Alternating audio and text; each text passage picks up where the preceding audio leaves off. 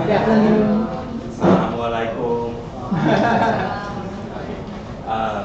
Thank you for inviting me to talk about my passion. This is my passion. I've been invited to talk about how we manage technology from inception stage at the university until it becomes a real project in the industry.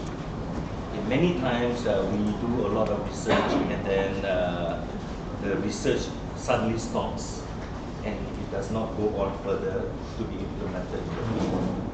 Yeah, so my topic today would be to address this gap between university and the industry. Right? So how do we manage the technology? Okay, I will talk a little bit about my background. I started as a design engineer with a company called Texas Instruments a long time ago, right? And worked there for 6-7 years in Singapore and in the US. And then I decided I want to be an entrepreneur after that. So I started a company called Intergranite, and Intergranite was mooted because of the oil and gas in Malaysia. It was rampant in the late 89s. I'm talking about Malaysia concept. I know there are multi countries here. So what we did was in the early 90s, we were approached by the pipe coating companies. It is a Canadian company called Shaw and also Italian company called Socotel to help with coating of pipes, oil and gas pipes. Yeah, so we started then, and that's why the name is called granite. We had to have granite and we had to have iron ore. So we started with running iron ore and granite mines early on in the early 90s.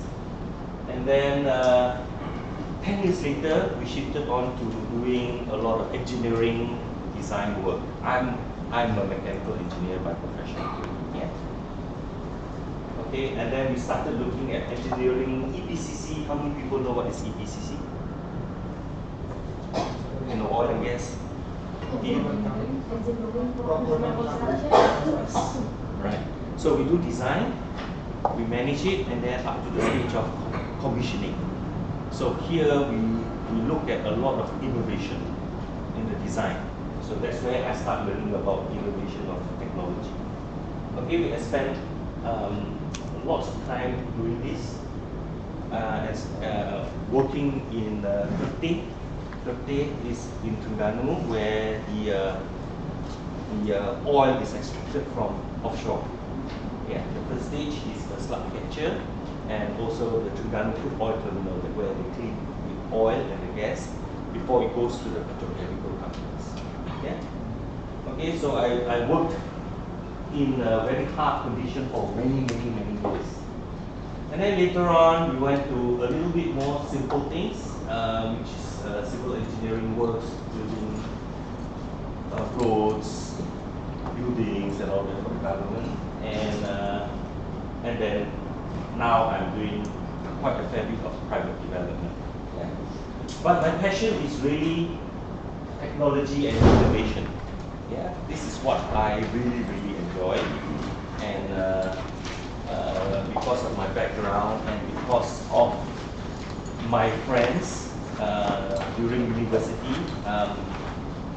I am at the pension age now, but I had friends that we went to school together, that we are grouping together. I've got friends in Cambridge, I've got friends in Imperial College. So all these are department paid and they are professors in various departments.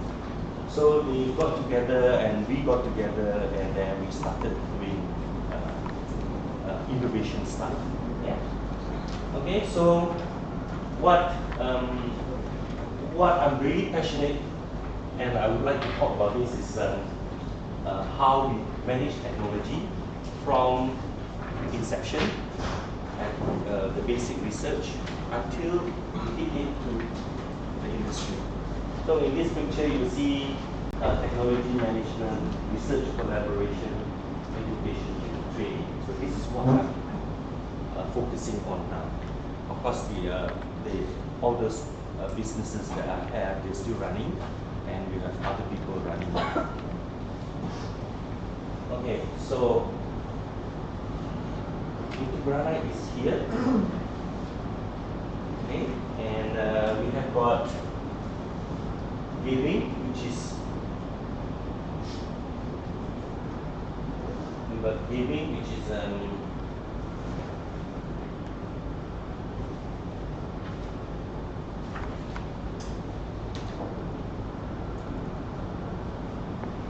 so why I pick quantum as our base is because of these two areas. Alright, so we are very near to two petrochemical complexes. So here is in Terengganu and this is in Pahang. Alright, and right now, because of my work with all this, we have got good connections with them, and therefore we can do new technology, try it out on various things together with universities. So right now, Granite is a partner to UTM, and we are working very closely on new advanced technology on non-destructive testing. Okay, so what I have today is we as a company or as a group, nobody can work on their own. Remember that. We have got good links in the Southeast Asia region in terms of industry, and then we have large space and resources, and we are currently in a partner to 3 universities. And we have got over 25 years of credit. Okay, so now I will go into how we manage technology. This is just based on my personal experience. I'm far from being an expert, still a lot of things to learn. Yeah, okay, but I'll be happy to answer questions that I know. Okay, in terms of oil and gas. Okay, oil and gas plants consist of pipes, vessels, pressure vessels, boilers, heat exchangers. That's about it. It's all put together to form a process. Okay, so during the time when I was young, we were building all these things up. Today, I'm already 55, and all the plants have reached their design life. So we are at least 25, 20 to 30 years old. So any design, the design life is usually between 20 to 25, usually 20. Alright, so now all these plants that I grew up with, they have reached their life. So that means we have to have different technology to extend the life. So what we are trying to do is to keep this plant in operation without new OPEX, operational expenditure, and still can be certified as fit for service. So this whole exercise is about that. So when we know that we have a demand to look at a technology or technologies that can give this kind of end result, we have to try to implement it into the industry. Okay, but we have to define what the problem is. Okay? In any oil and gas or biochemical plant, okay, the main factor is always corrosion, which degrades the structure.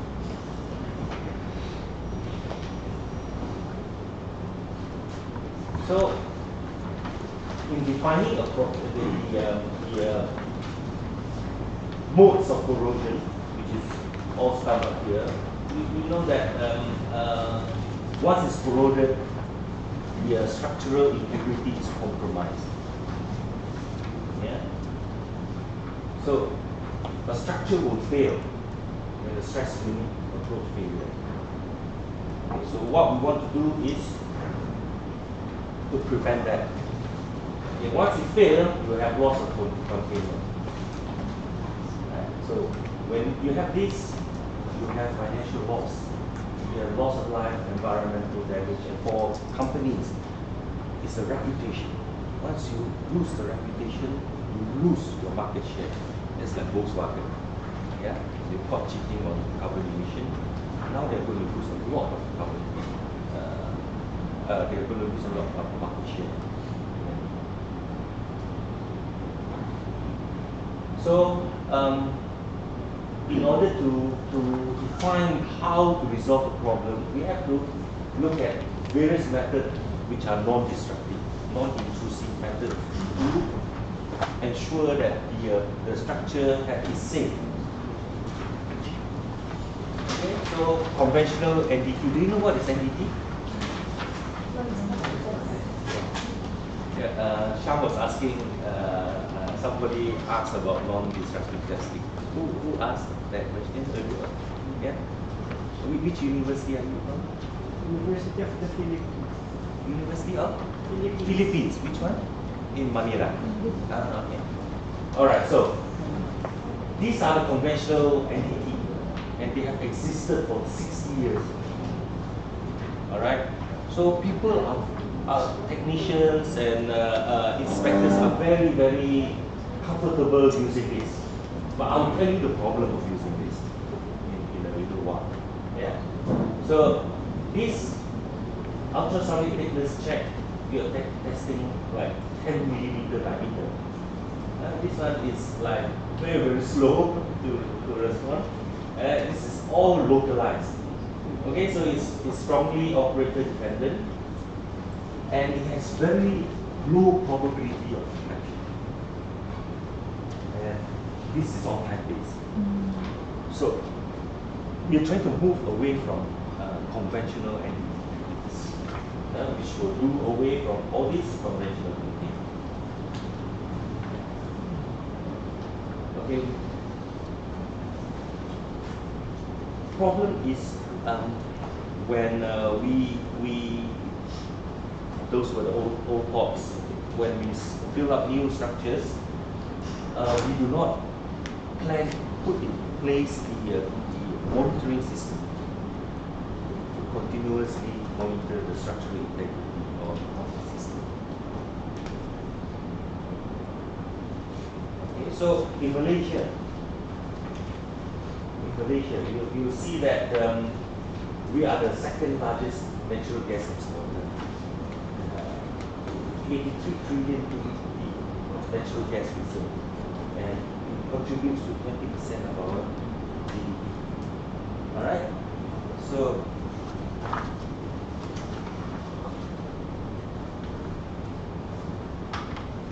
this pipeline occurs all over Malaysia. So 84, this is the year that I graduated. Yeah. 88. This look. 92.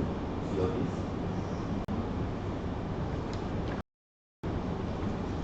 Okay. So we have over 2,500. This add up doesn't add up to this because there are internal loops, bypass loops and all that. So we have 2,500, more than 2,500 kilometers of gas pipes all over, running all over. Alright. So I think the life has already hit 32 years old and it is approaching or exceeding design life. So the failure risk is very high now. So nobody will want to go and change the pipeline system. Yeah, I think that will be quite silly. So there must be methods of new technology that can do monitoring of the health of the pipeline. Yeah. So I will talk about Malaysia. I will talk about the case study in Alaska, where this is a BP pipeline that we are working with from our London office. We have installed close to 1,000 sensors on it already. Yeah. Okay, so Trans-Alaskan Pipeline has 15% oil output of America. Is over 2,500 kilometers in pipeline, so roughly the same kind of size, and it produces 400,000 barrels per day of crude oil. All right. In 2006,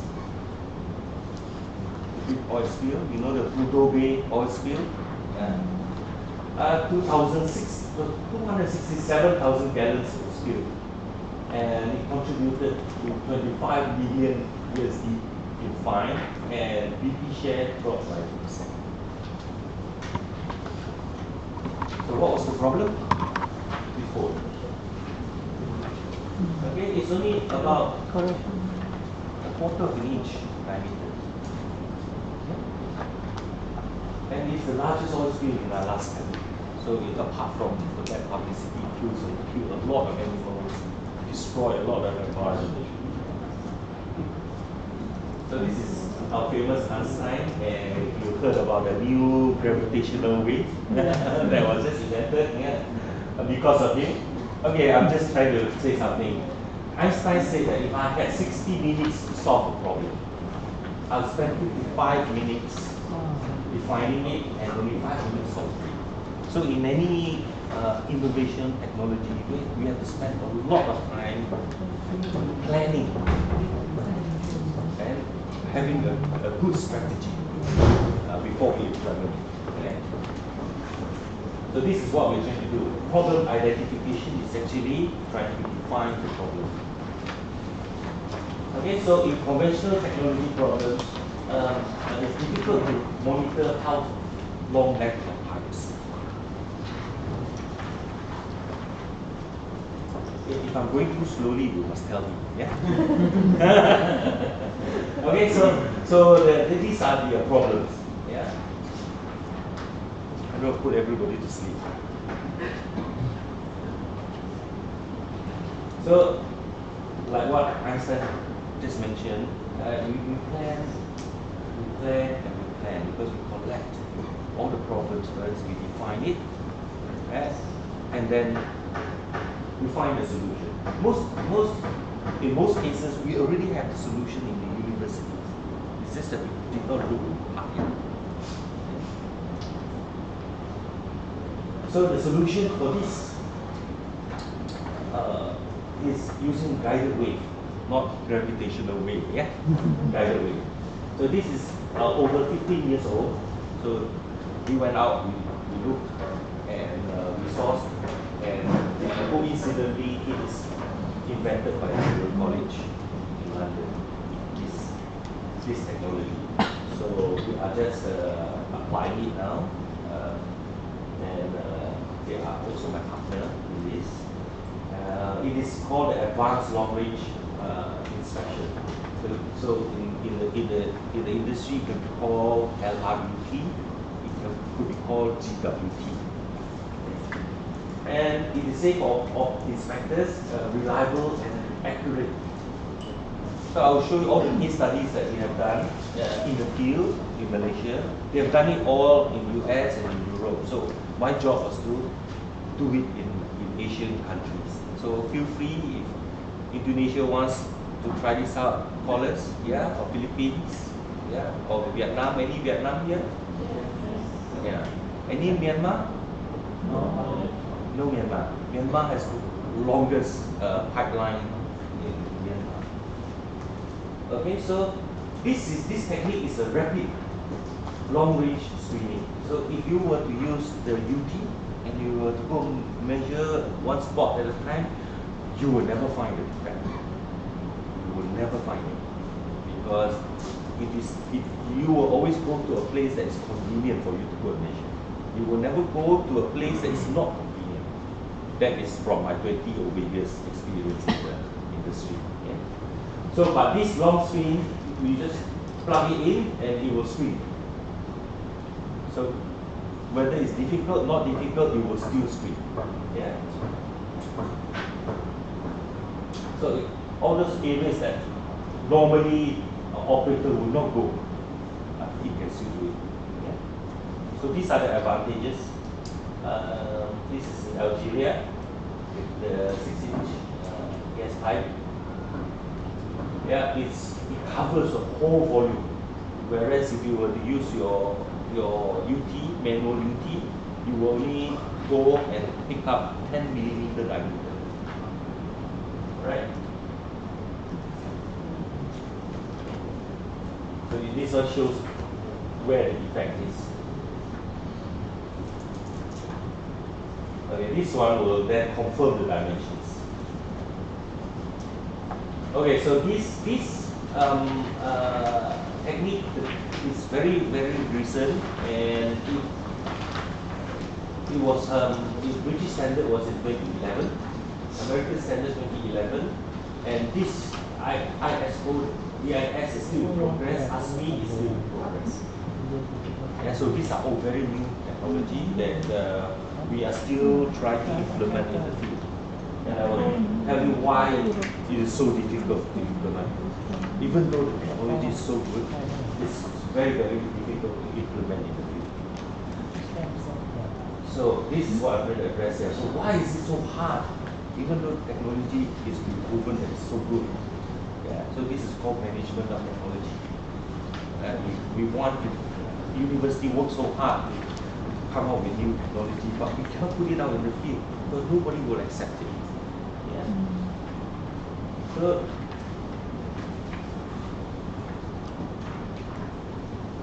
safety regulators.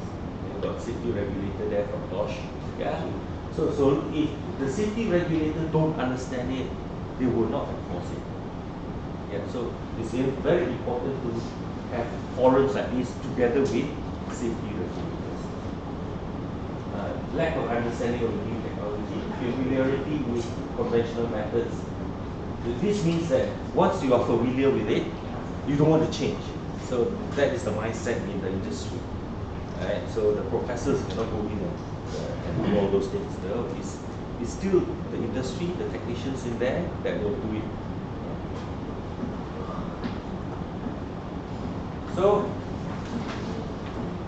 what is a technology innovation center objective? So we are trying to, or we have been successful in one or two case studies that we involve the regulator, university, and industry to work together to promote the technology when it's found to be good. Okay, so this is Dosh, and that's the objective of Dosh. Betul tak? Huh? Okay, very important. Dosh has to be involved because we're talking about safety. Yeah. You know what's Dosh? Department of Occupational. You're gonna fall asleep already. My goodness. Oh, I'll go a bit faster. Okay, that's my role. I travel very far. I still haven't slept yet. You know. Okay. So what we're trying to do is conduct all these things. Yeah.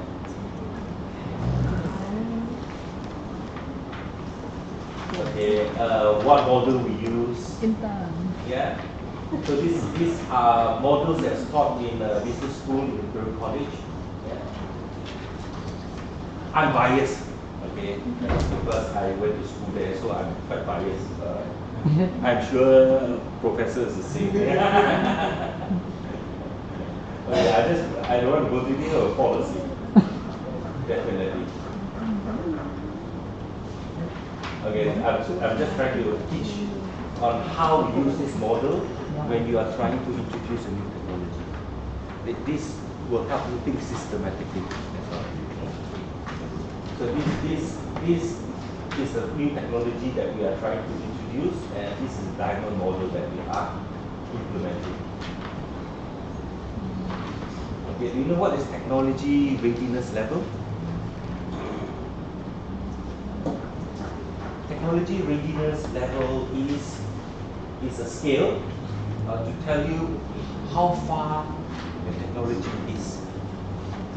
Right? So it is estimating the maturity of product on a scale of 1 to 9 by examining the product. Alright? So I will go straight to the last one.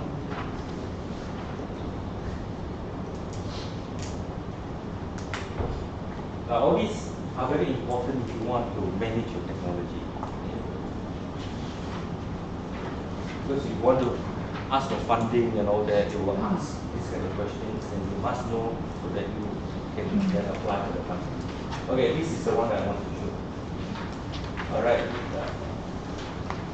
And 1 to 2 is basic technology. 3 to 4 is lab scale validation. These are all done in university. And then you have pilot scale, and then operational environment scale, and so I will show you how we bridge the gap. So from PRL 1 to 4 university, this is at the industry, you only accept this kind of technology level. So you have to bridge the gap. So to bridge the gap, this is using European and US models. That they have technology centers set up, or by private sector, such as our company. And then they have the regulators. So in Malaysia, we have regulator Bosch, but in other countries, they have got different regulators involved. Yeah? So in Malaysia, we use Bosch. So this is how we do in Malaysia, and we are working on a few projects under technology PIC. We've got UTM, and then we have the industry. We'll pick the industry to work with. So Dosh Sham is working with us, and we are trying to bridge the gap here. So this is how we manage technology and put research part at the front, and then bridge it so that it can be implemented in the field. Okay, so this is one of the case study that we've done in hydroxide. Okay, on the 3-kilometer pipeline. It's carrying sulfuric acid. So in the lab it's always very nice, but in the field it's not. The pipe gets flooded every time there's a monsoon, it floods. Okay? So sometimes the pipes are submerged in water. Okay? So the problems are this one. So we always have to identify the problem. Okay, so this is how we collaborate with our safety regulator, with the Technology Innovation Center, UTM, and the industry. So this one has been successfully done, and we came up with a new procedure for the industry's process safety management procedures. So this is how it was implemented. We identified the industry problem. We did computer modeling using POBO. POBO is a very advanced finite element software. Yeah. And all these are developed by Imperial College. And then we do experimentation. That's me sitting down trying to do the experiment. And then we did field application. So from the field application and through all this, we convinced Dosh, we convinced the industry, and we managed to get the university's technology into the field. So, what benefit is it to the industry? The industry then gets to define a new procedure that will keep the pipeline very, very safe. So it's a pipeline integrity management system. Okay, another case study is VSF Petronas.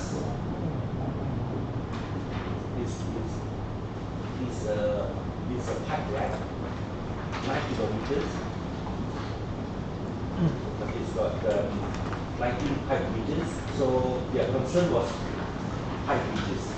So we focused on the pipe bridges and the 3 road crossings. Yeah. So we define the problem, then we propose a solution. This is called a pipe bridge. Yeah. Okay. So it's not just one pipe. This is a rack. So inside it, on the rack, we've got many different type of pipes. Yeah, it's range from 2 inch to 10. So if you ask an operator to go in and try to measure 1 point at a time, you will never. You will just sit behind and write all the answers down. Yeah. Okay, so this technique has resolved their big problem, and they managed to find a new strategy, a new procedure for the integrity management of the pipe. So it's again how to manage the technology to suit their requirement. So the same problem, same model that we use.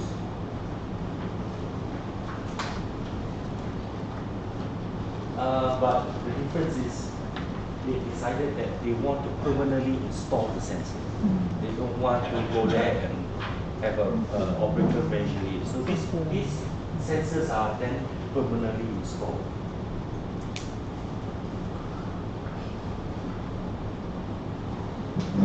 Okay, so this little system here is a very advanced technology.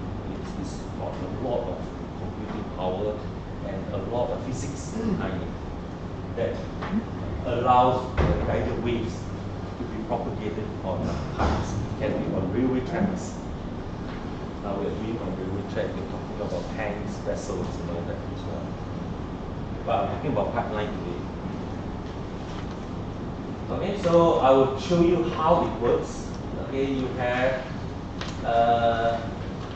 acrylic line. I'll quickly run through. The wave maker shoots out this waveform. Okay, and this software then decodes the signals. It's a signal processing. Okay, if there's no defect, it's like this. It goes through a back. Okay, if there is a defect found, and it will show like this. It will tell you which part of this is the defect. It will show you where the defect is, 10.07 meters away, and it will tell you it is at 3 o'clock. The pipe is got 12, 3, 6, 9. It will tell you exactly where the defect is. Okay. So, but it will not measure the thickness unless it has been calibrated. Okay.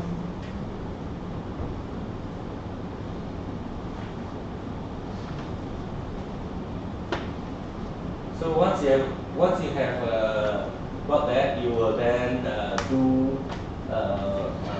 detailed analysis to find out the remaining life of the pipe. You're going to do a measurement.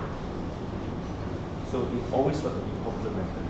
So you do another scan, and then here you do the fit for purpose kind of calculation to see what is the remaining life. Okay, so what are we doing in the future? We want to continue to work in this mode because we found that it's very successful. We want to explore different areas like oil palm mill. Oil palm mill, the sterilizer vessel is always the cause of fatalities. So we're talking about vessels, we're talking about railway lines, and many other things. So what we are doing is education, research, and training. Right, and we have got a strategic partnership with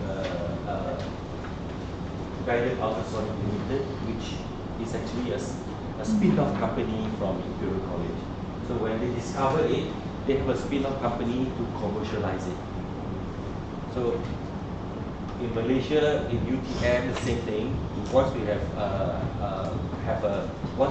got a good research and it has been patented, if you want to commercialize it, usually they will have a spin-off company. Am I right? Yeah. Okay.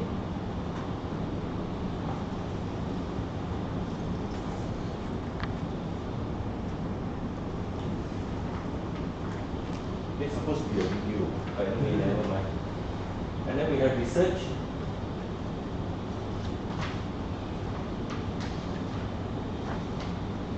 You can do industrial research, modeling services, and such support. This one is in the US. So in the US, we have one very big laboratory is for very difficult pipeline pieces.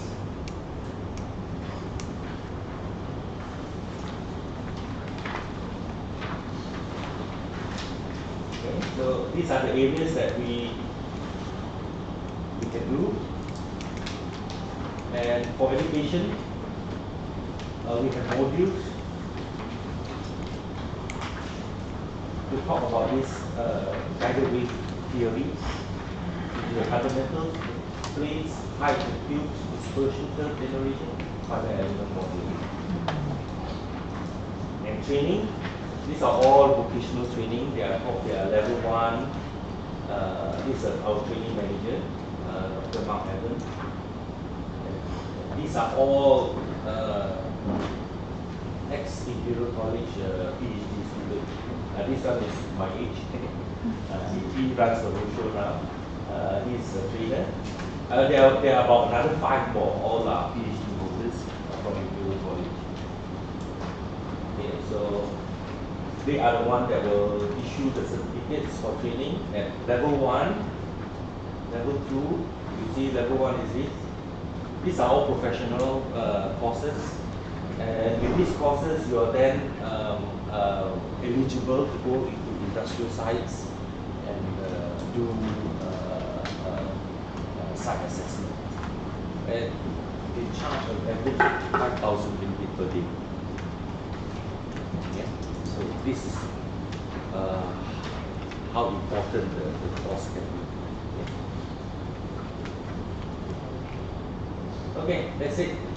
I quickly jump through. I didn't show you the video because I don't want to hope everybody fall asleep. All right. Is it interesting? Yes. I need feedback. Yeah. Okay. So far, so we are still expecting two presenters, but how about having a couple of questions from you?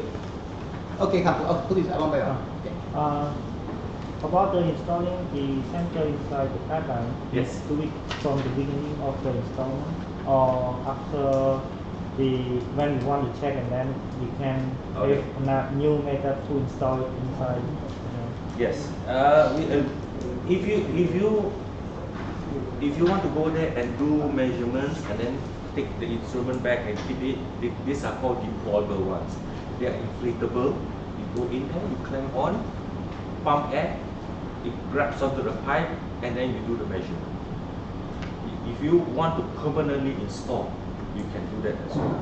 So permanently installed sensors are much better because it is operator independent. So most of the time it's about interpretation. If a good operator will do a good job, a bad operator will not do it.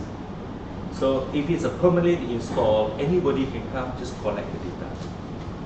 And then from one sensor to the other, how far? 200 meters, yes, 1.8. Once you have found the defect, the most important thing is to find the defect. Okay, once you have found it, you must use a B-scan. You because with the B scan, you can then identify exactly the size of the shape of the defect. With the shape of the defect, you go back to the code and then you do an assessment. All right. So, but for universities and for people like us, we will just do a finite element only, and then we will do the burst pressure. So what you want is to prevent it from bursting. So using the code is always very conservative. They will say, oh, if it's 50 mil thickness, change the pipe. Nowadays, nobody got money to change the pipe. You know, oil prices drop so low, barely standing. Nobody wants to change the pipe. So what you want to do is to do a model, because the safety factor is very, very big. You don't need to change pipe in most cases. You can still stretch it for another 10 years or 15 years by doing modeling, buckling, hook stress and all that. So that one is once you find the defect. So you got to look at each individual case separately. So if it's a pinhole, those are serious. So if you want to repair, there is repair procedure. Again, you got to follow the code. You cannot just get anybody in and the whole structure, the insurance will be void. They will set the defects, we will go find it, but we don't know where the defects are. Okay, and we go and we find it. This is and then we will to find the defect is one thing, and define the accuracy of the defect is another. So with this method, we can accurately locate the defect to plus or minus 600 mm. Yeah, 600 mm over 200 meters both ways. You know, so it's actually 400 meters of range. What's the other question? I don't remember. In relation to accuracy, of course, are there instances your model, there's a certain problem in this particular part of the pipeline, but then when you validated it in the field, fairly it is in good condition. So, okay, so you are talking about in your computer model, you found a problem, but in the field you don't. This kind of thing don't exist. This situation will not exist because your model will model what is in the field. Why would you want to model something that's not in the field? Because you take the field event and then you model it to find whether it is acceptable or not acceptable. but sometimes the assumption of the model is not satisfied. Oh, you're talking about the assumption. Yeah. That if you put the wrong assumption, definitely it will not come out. Yeah. Yeah.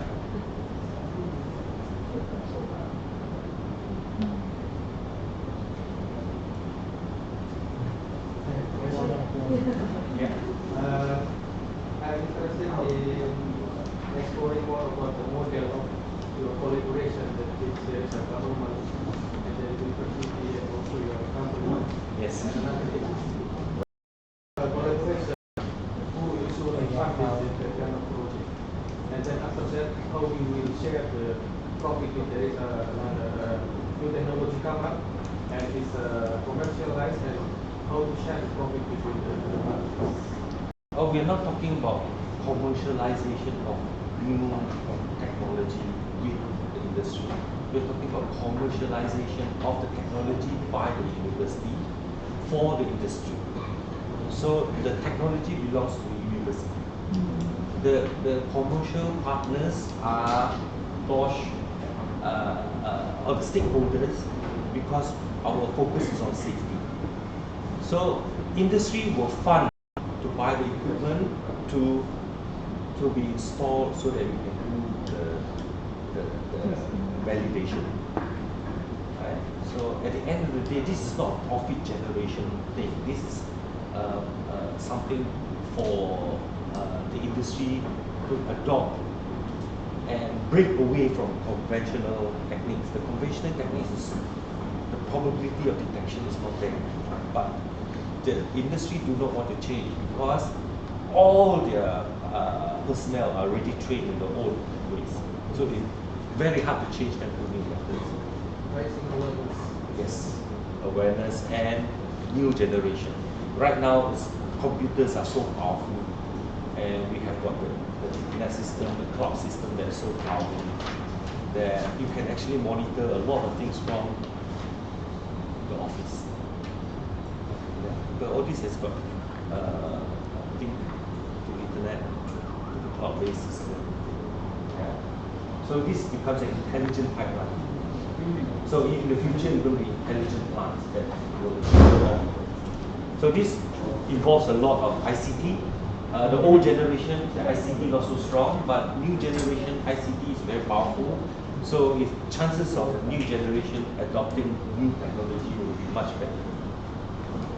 Thank you very much. Well, we also have more questions, so let me stop this one so far. Yeah. And let me go back to let me go to the next speaker, and we will go back to the group discussion later. Okay. Thank you very much.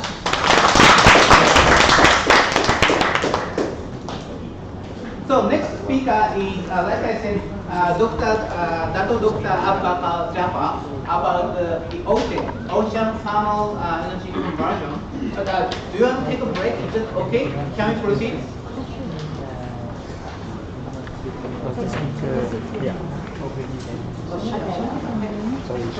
Okay, so let's take a short break, let's say 5 minutes.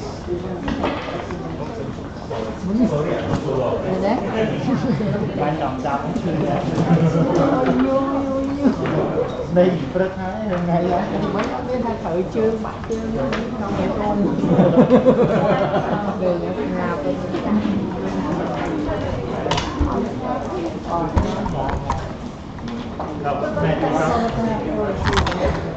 này này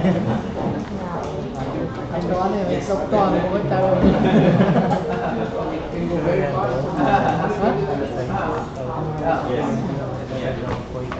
Yes, it's very, very safe because you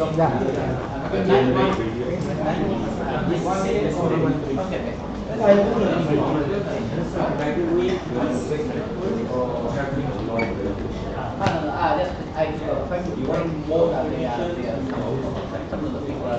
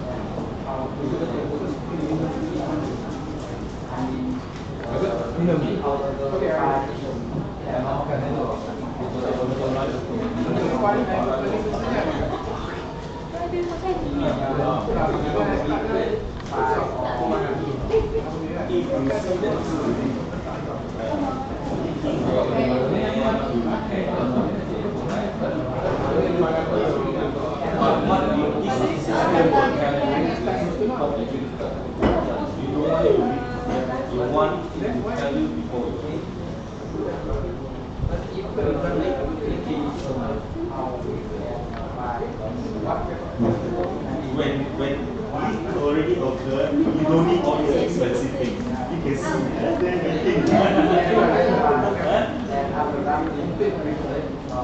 you replace or you where you want before I become back, I feel reason about the prices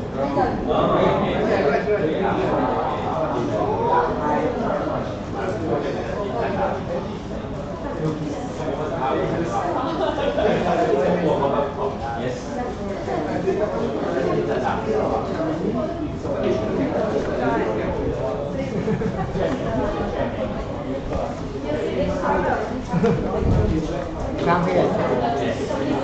Can.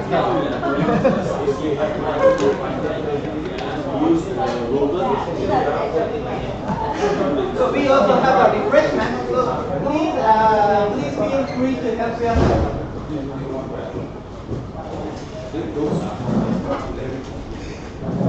Introduction, I don't want to. Many offshore risers and all that. These are all special training sessions. Interested?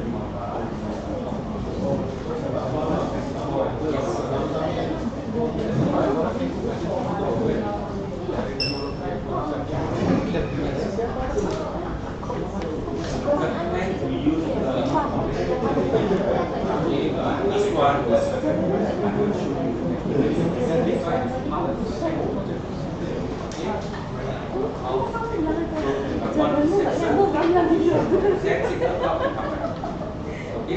for pen, you have pitch catch. Sensible is the catch. Yeah. So then you set put and then you have to format. It's all about power.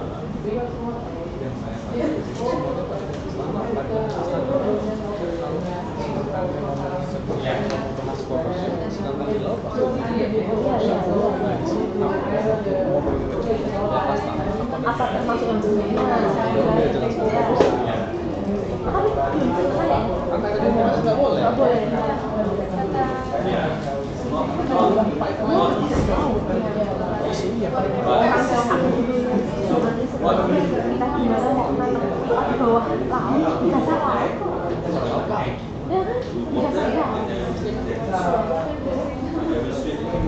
termasuk yang nggak boleh.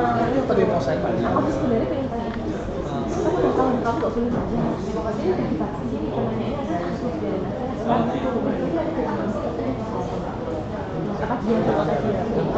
Oh, Oh, yes. Yeah, my friend. Yes, sir. Yeah.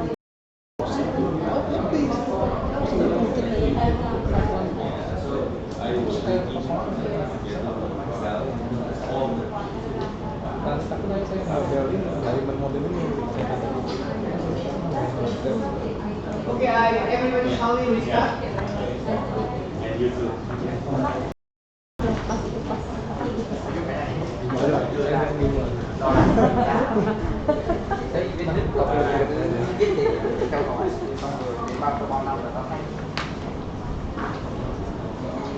Mas Malaysia second larger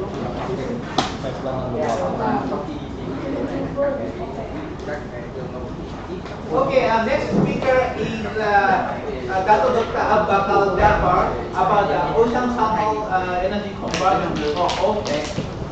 This is very interesting topic because now that the number one company in Malaysia is Petronas, oil producing company.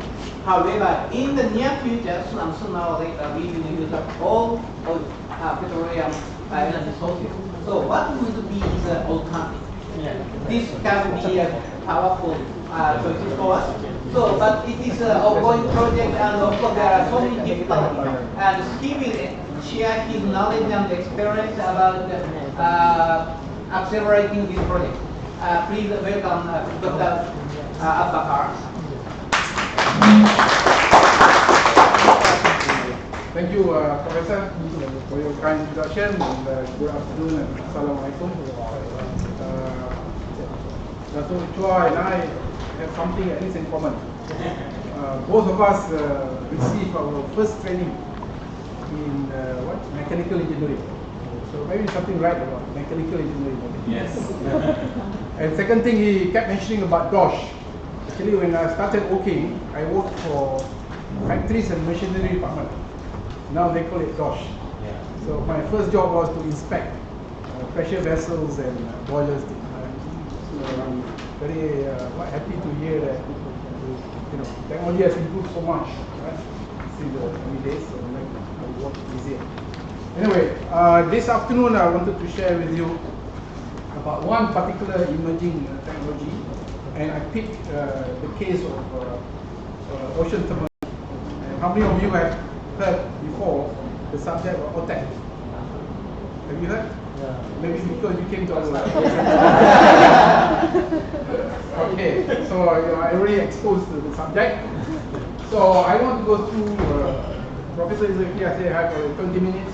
I've got 19 slides, so I can go very fast so that we have more time for questions, right?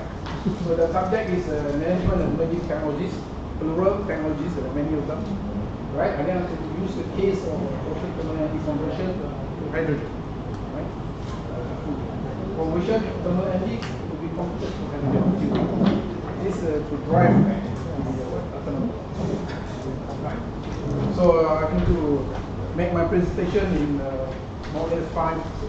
After the short introduction just now, I'm going to share with you what are the top 10 emerging technologies. Then I'm going to start with how you convert the ocean thermal energy into hydrogen. And then what is happening in Malaysia. And also I can share with you a bit what's happening in the rest of the world, right? And then only the last part I want to conclude, how to manage management technology, very broad, right? Not very specific, very broad. And then we'll conclude my presentation, and hopefully we have more time to discussion. Okay, this is the top 10 emerging technologies.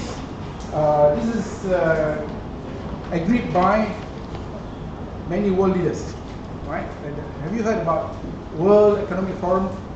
Every January, the business leaders, government leaders, experts in the world, they get together in January, 3rd week January in Davos, Switzerland, right? And they talk about what are emerging technologies, and they come up with this list. And this published in the Scientific American early last year. So the top 10, the first one is fuel cell vehicles. So I'm focused on the subject fuel cell vehicles, right? And of course I'm not going to talk about the rest, and we'll talk a longer time. Let's focus on the first one, top one. Fuel cell. Okay, many companies in the world, car companies, Japanese, Koreans, Americans, and Germans, they already started the production of fuel cell vehicles. Right? This is Lexus 250, already rolled in California, and we also have another one.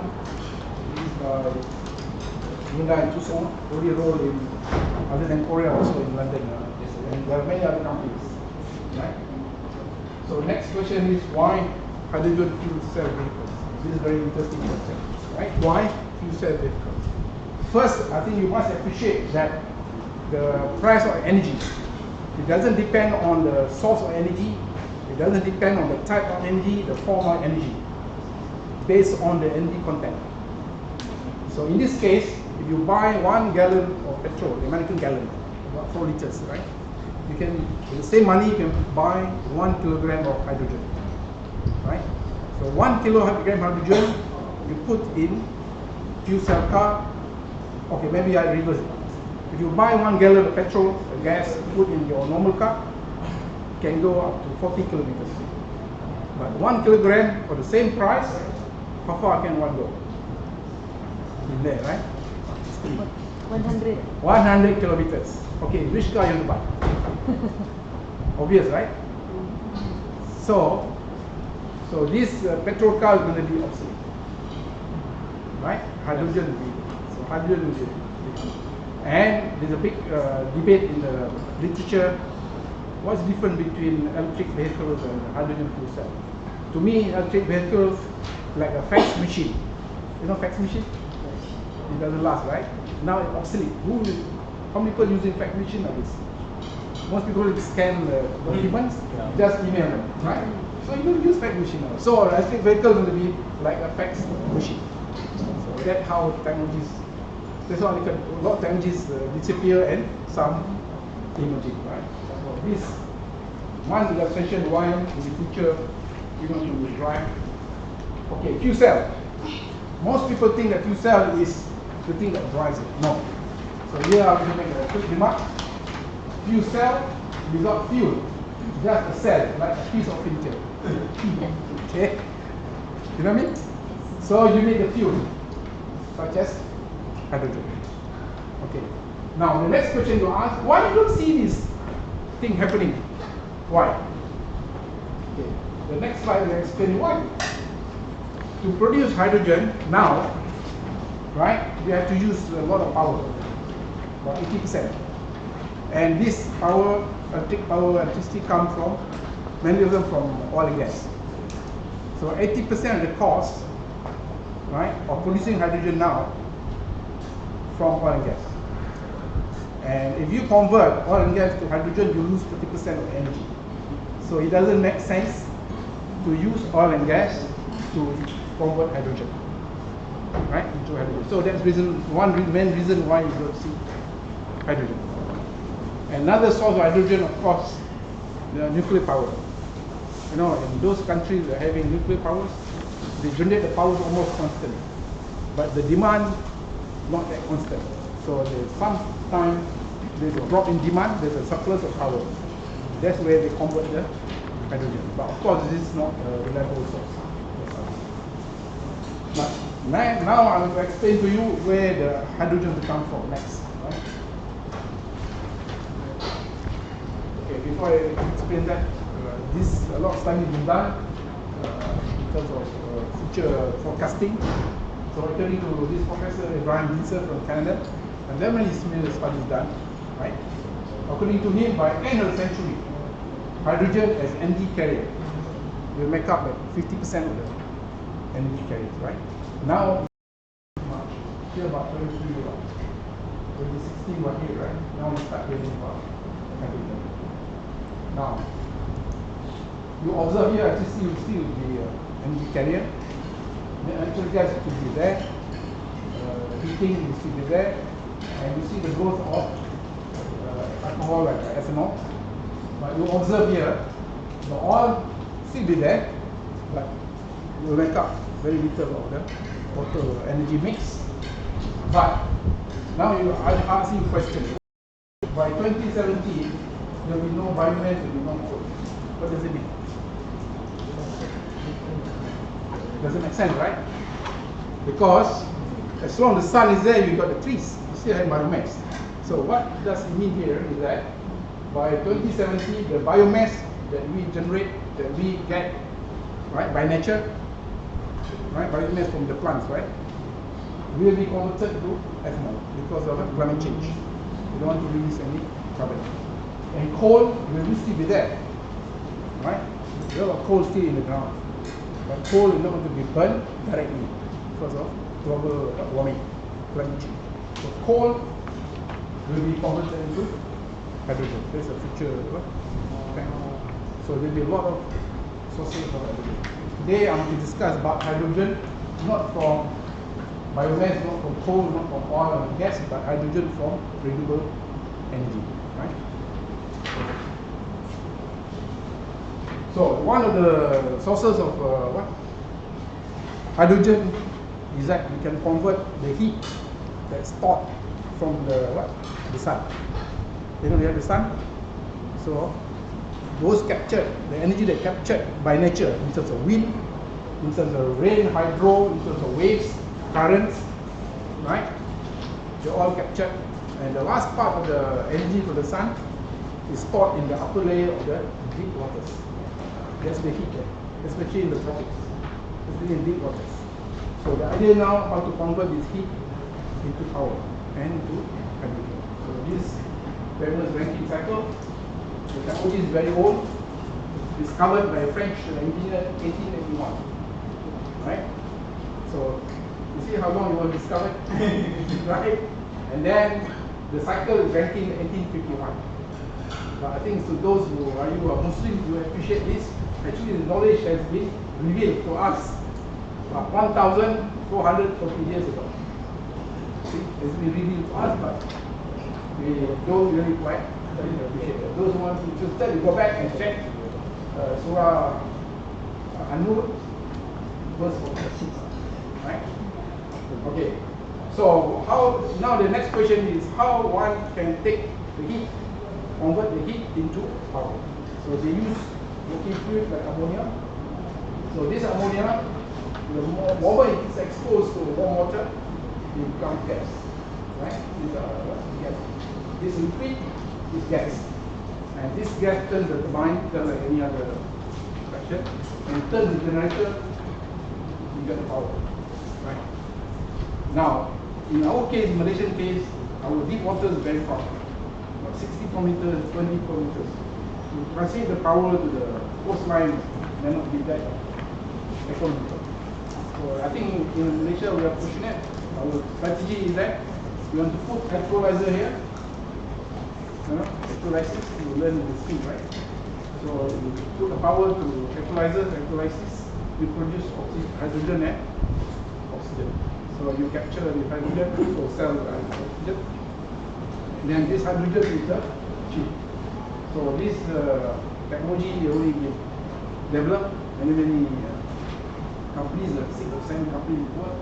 The Japanese one called Genesis, based in Kyushu, but the headquarters in Tokyo, right? This is a picture given by Lockheed Martin from the US. There are other technology, DCNS from France.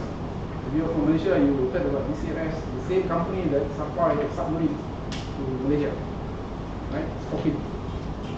Then the Dutch got Blue Rice, the British got Energy Island, and there is another French company. So the technology is already there. Now time for commercialization, right? Okay, most people say renewable energy not viable, right? There's always argument. Anything new is expensive. So now how to win this argument? People only look at in terms of capital investment. For renewable energy, the OPEC or solar photovoltaic or wind or tide and tidal and all this, biomass conversion, all this, they say very expensive. Right? It's very true. Because anything new, very expensive. So when I was a student, graduate student, the first scientific calculator I bought in 1974, that's how long ago, $100 US. Now who wanted the scientific calculator for free, right? If I use a Texas instrument. Scientific calculator. Alright? But here for oil fired or coal fired, the capital required is very low compared to. So most investors, they only look at the capital. Most investors, they want to put the least capital, they want to get better return. So if I meet those investors, I tell them, go to Genting. You know Genting? I think Malaysian know Genting, right? Yeah, casinos. So don't talk to me, you go to Genting. Right? Yeah. Those people are not the right investors. But we need a project developers who think in the long term over the project life cycle. So if you take a project life cycle about 21 years, some other Mr. Datuk can tell me he's businessman. Why 21 years? I don't know. The magic figure about 20, 21 years. All the bankers say must be over 20 years, 21 years. See, for renewable energy, you get the energy free from the sun. You don't have to pay for it, so you don't pay. But if you develop this oil-fired or coal-fired, gas-fired, you have to pay for the fuel. But you notice the fuel price keeps going up. Right? Now the price of oil going down, but only temporarily. Right? But in the long run, knowing about the economics of the depleting resources will go up. And now there are other geopolitical factors why you see the price has dropped. But I would say it is temporary. But in the long run, you pay. So you use a study calculus. So the area and the curve will give you the total cost. So usually you got here total cost 7.7 billion, here only 0.15 billion. So we're saving about more than 5 million, right?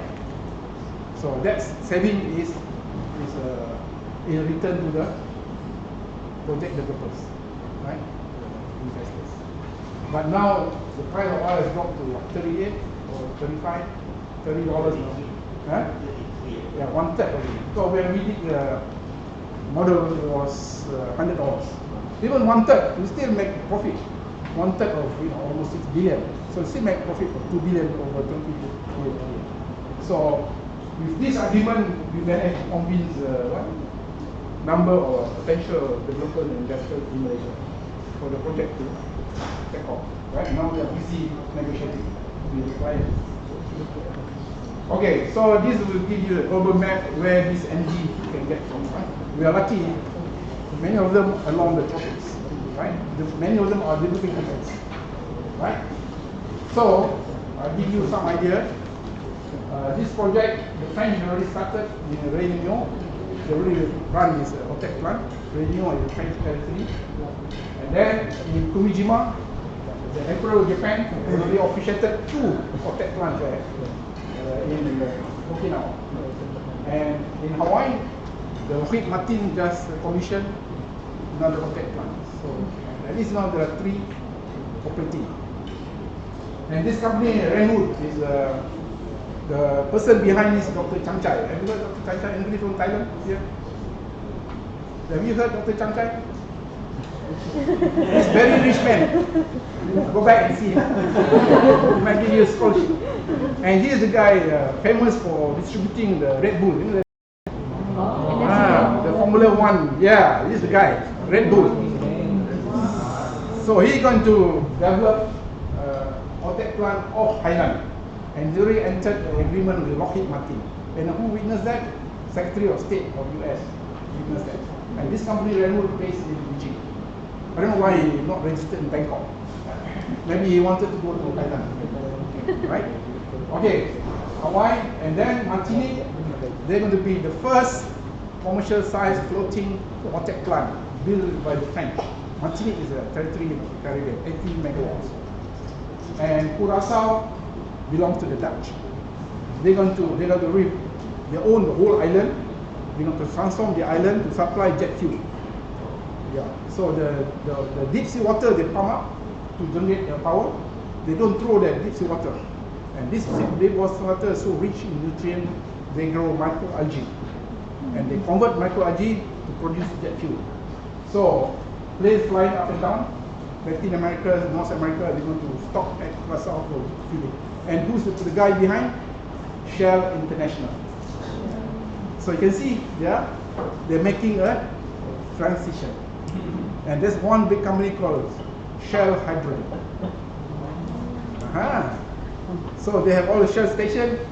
In the future, they just convert diesel pumps into hydrogen pumps.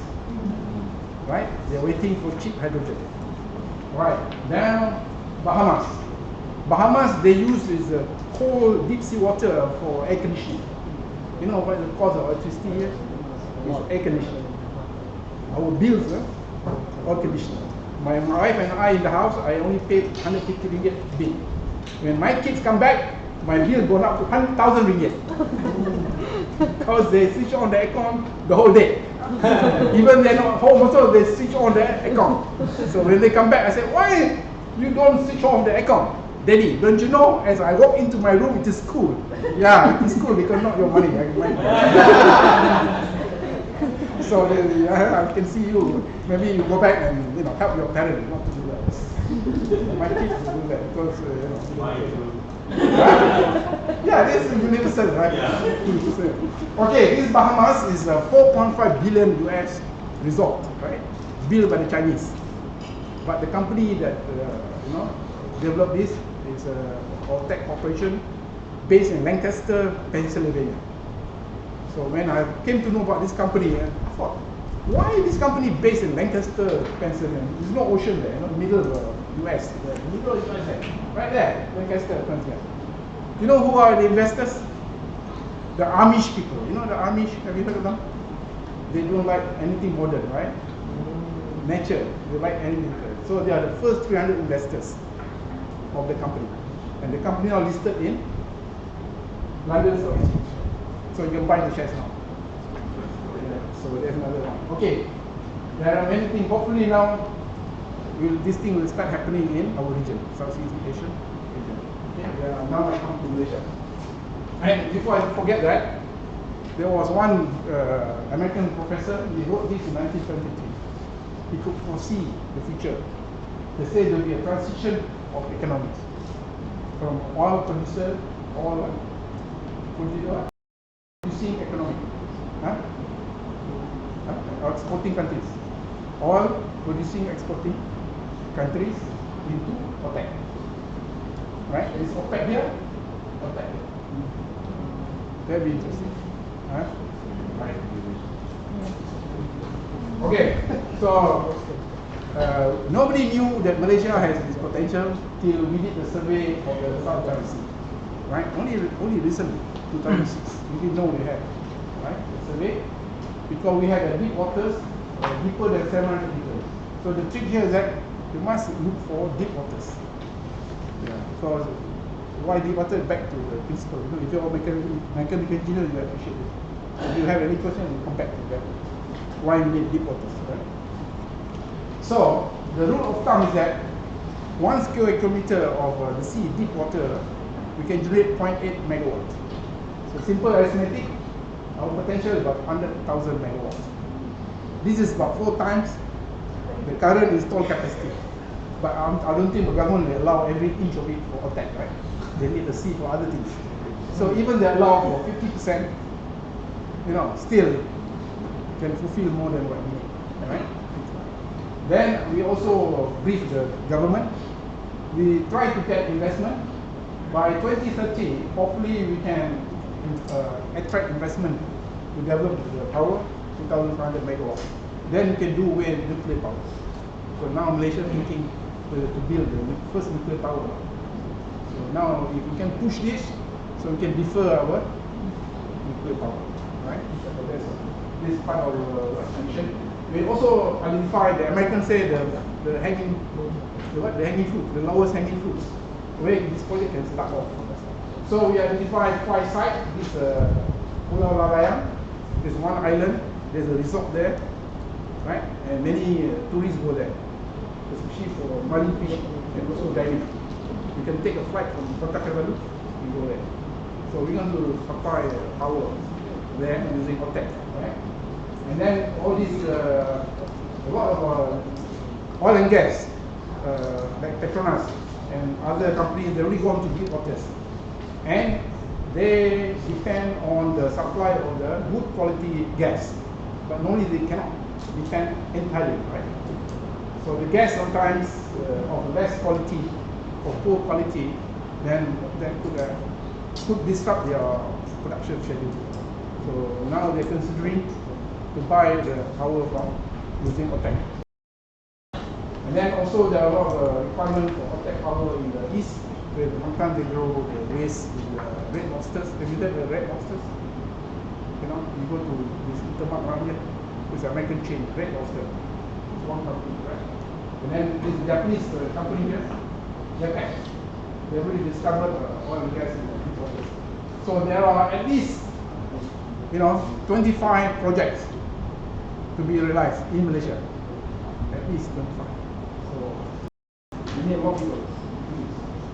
Okay, this picture will tell us many words. This one beauty about OTEC is that what you will get, not only water and not only power, but cold deep sea water. And what we do with this cold deep sea water. So if you want to understand this, you can go to Kumijima in Okinawa, Japan, or you can go to Hawaii, or you can go to even Goseong in Korea. They really develop the use of the deep sea water. So the first thing, deep sea water, they can grow temperate vegetables. So this picture not very clear. So what they do in Kumijima, the cold deep sea water, they pipe it through the vegetable beds. So they grow vegetables. So the plant growing very well. So in Malaysia, they go up to the mountains to grow vegetables, and that they kill the hills, right? So that's one solution for us, especially in the tropic. We import a lot of temperate produce, temperate foods. So we can start with this. And then in the Fukujima, they use the deep sea water to grow this seaweed called umibudo, right? And very expensive, $140 US per kilo, right? Very expensive, right? Have you eaten it? No, okay, because expensive. So, but this one contains high zinc, you know, and then it bites like a caviar. It tastes like a fresh squid. And they serve this in the morning, in the afternoon as well. Right? And then very interesting, also they use the deep water to breed fugu fish. This fugu fish is poisonous, right? It must be prepared by certified chef. Now, they can raise this fugu fish no longer poisonous. Because my only explanation to that, because the deep sea water, there is total absence of any virus or any bacteria. So our friends do not have to fight. Don't have to, that's my theory now. So I get biologists now to study for PhD on this, to confirm this is so, why this fish no longer poisonous. So if no longer poisonous, that means they can market this fish worldwide. Of course, Japanese around the tempura, the raw prawns with deep sea water. And then also, when they pump the deep sea water, is rich in nutrients, right? So they can promote the growth of phytoplanktons that will attract zooplankton. Zooplankton will attract small fish. Small fish will attract big fish. Big fish will attract bigger fish, right? So this is really done in Japan. We call it takumu, right? In Japan. So then, any of spec seaweed, they convert into beauty products, health product. So to prove how good these products are, so Okinawa produced Miss Earth Japan 2012. How about that? How? Huh? How? Natural, because she used all these products. Miss Earth Japan, Royal Earth, because no chemical, nothing, right? All natural. Yeah. I didn't find out whether she became Miss Earth Universe or not. I didn't find out. Maybe ask Professor. Right? And she's from Kumijima. And she doesn't quite look Japanese, right? She looks like a Filipina, you know, from the Western. Rio Mori. Huh? Rio Mori. Yeah, this is the look of the typical look of the people in Western Pacific. Yeah. Okay, deep sea water, after you make full use of its coldness, now then you extract lithium. Right? Lithium for our batteries. You know, all the computers and all. That's why our computer phone now so thin. So they use lithium. Then only you produce the mineral water. And this is good news for Malaysians. If you take this mineral water, it helps to reduce your obesity, blood pressure, and cholesterol. Good news for Malaysians. Right? And this Mahalo bottle, there's a company in Hawaii, they're bottling it at 1 million bottles a day. And I think one bottle is $4 US and exported to Japan. The Japanese paying for it $7 US. You see how much? Yeah, because but of course this is not done only by the Japanese, but also by the Taiwanese. They start production of this. So this is another one. Of course, I noticed some of you from Cambodia, Laos, Thailand. You know, you may not have OTEC, ocean thermal energy. Don't worry.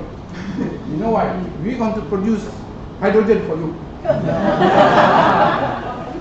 Right? So what are you going to do with the hydrogen? Right? We produce hydrogen for you.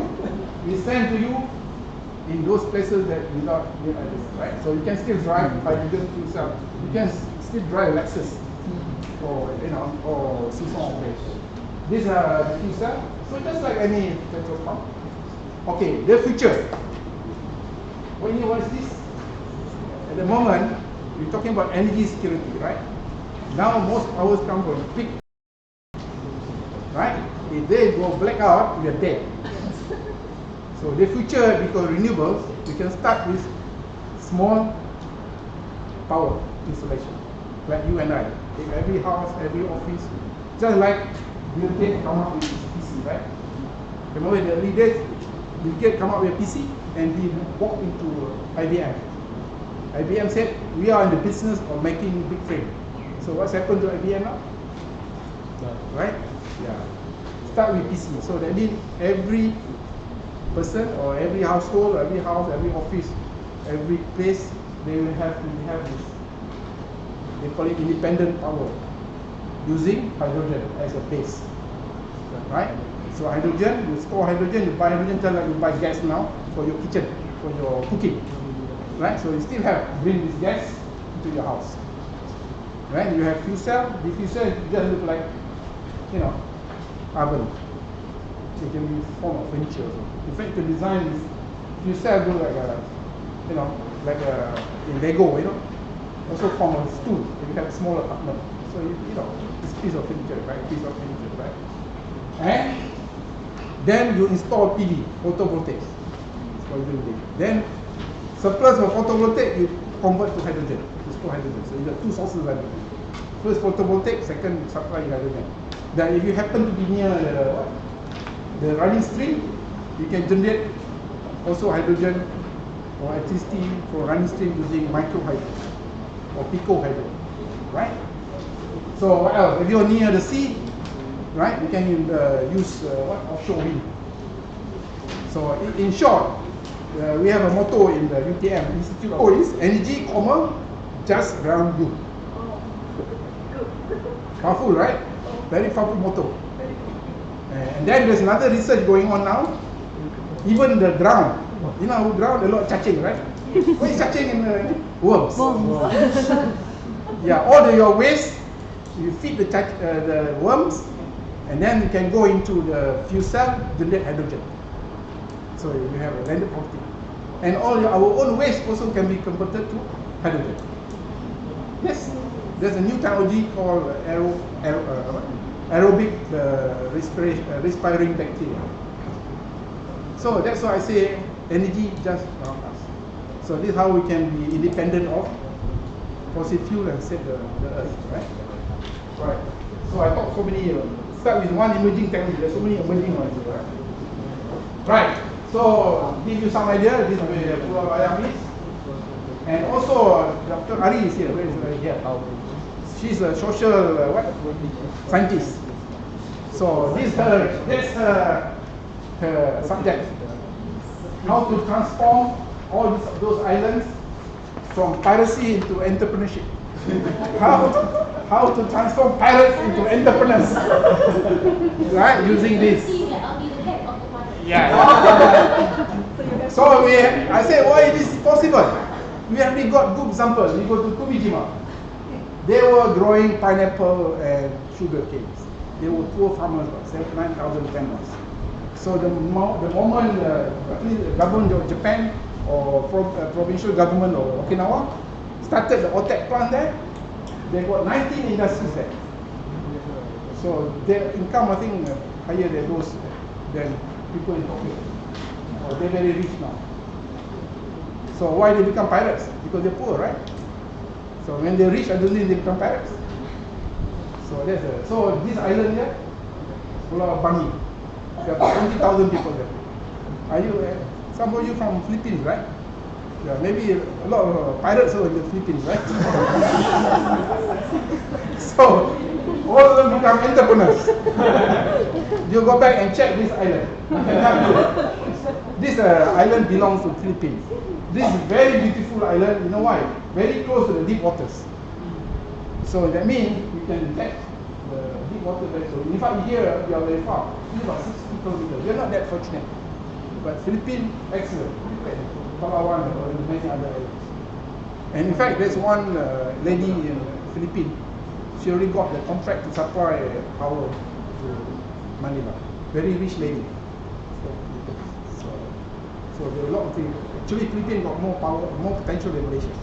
I think according to her, you have 130,000 megawatts potential. So Philippines will be very rich. So Philippines will become so-called OPEC. Future OPEC. So this the OPEC plant that officiated not by your Prime Minister, but your Emperor of Japan. So if the Emperor of Japan pays attention to this, it is something, right? I only talk about so much about OTEC, but the whole subject was about it. So I need to share with you my view of this. Right? When I went to school, I say management. What does it mean by management? First, you need the man. The man come up with the method. Then you need the money. Right? Then you can buy the material. Then only you can manage. Right? Maybe next time I say men and women. Okay, the trouble is they see use the word management, so men. Okay, but for emerging technologies, you require 4 other dimensions. So this is more difficult, right? So first you need a legal policy framework. You must have law, you have the policy, otherwise it won't happen. Right? Second, you don't need institutional arrangement. You know, a group of, collaboration like Datuk was saying earlier, right? You need very close cooperation, collaboration between universities, industries, and government, all this, right? Just like Manchester United. Are you a fan of Manchester United or Manchester City? United. United, okay. My favorite icon in management, Sir Alex Ferguson. You know what? The man, I think, is complete in the sense that for 25 years, he managed to sustain the success. So that man is something, He knows a talent when he sees one. So in chairman, you need so many talents to put together. Then only you get money. Then you acquire the technology, right? I was trained in engineering. My earlier thought when I started young, we always start with technology. I think it's not quite, right? I think we share with you, right? Then I call it leaf approach. This is the approach. So anything new, then you have to start, you must have these 4 dimensions. But in Malaysia, in the early days, we always tease around. In Malaysia, we need 4 plus 1 M. Why? Who's the M? The 5th M, siapa? Who? Huh? Malaysia. No. Otherwise, you want what? No. Machine. No. Machine is method. Dr. Mahathir. I was growing up doing when, do you confirm? You can talk, you can have all these men, mental, money maker, cannot happen. Unless Dr. Mahathir come in. You agree? Now not many things happening because, this sorry, this is my actually this is a true story, right? Just to, one minute before I conclude.